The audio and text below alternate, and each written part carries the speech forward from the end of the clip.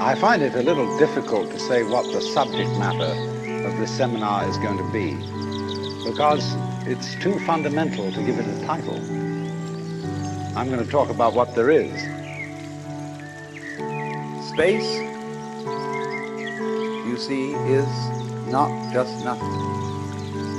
If I could magnify my hand to an enormous degree so that you could see all the molecules in it, I don't know how far apart they would be, but it seems to me they would be something like tennis balls in a very, very large space. And you look, when I move my hand like this, you say, for God's sake, look at all those tennis balls. They're all going together. Crazy. And there are no strings tying them together. Isn't that weird? No, but the space going with it. Space is a function of, or it's an inseparable aspect of, whatever solids are in the space.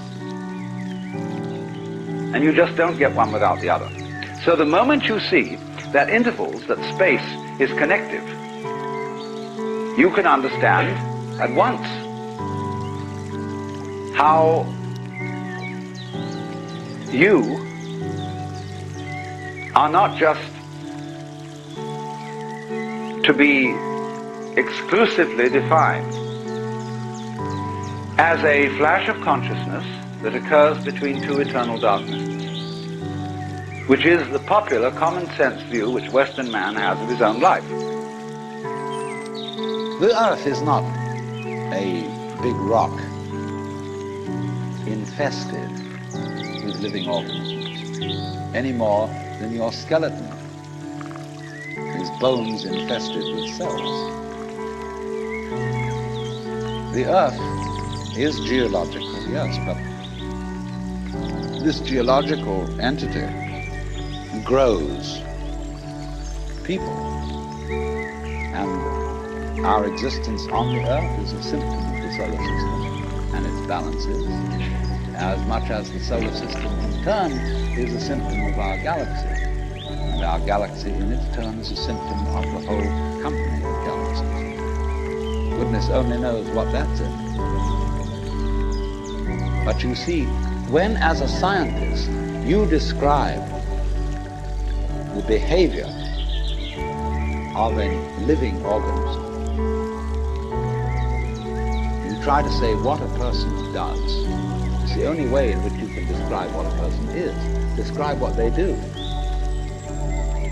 Then you find out that in making this description, you cannot confine yourself to what happens inside the skin.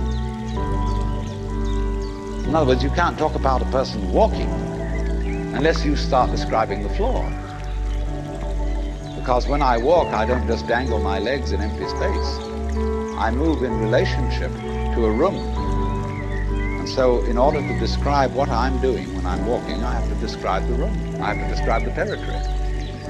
So in describing my talking at the moment, I can't describe this just as a thing in itself, because I'm talking to you.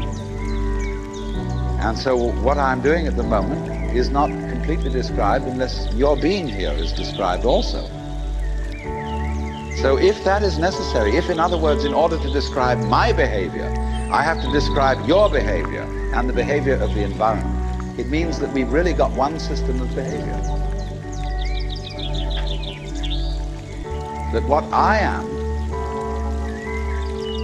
involves what you are. I don't know who I am unless I know who you are.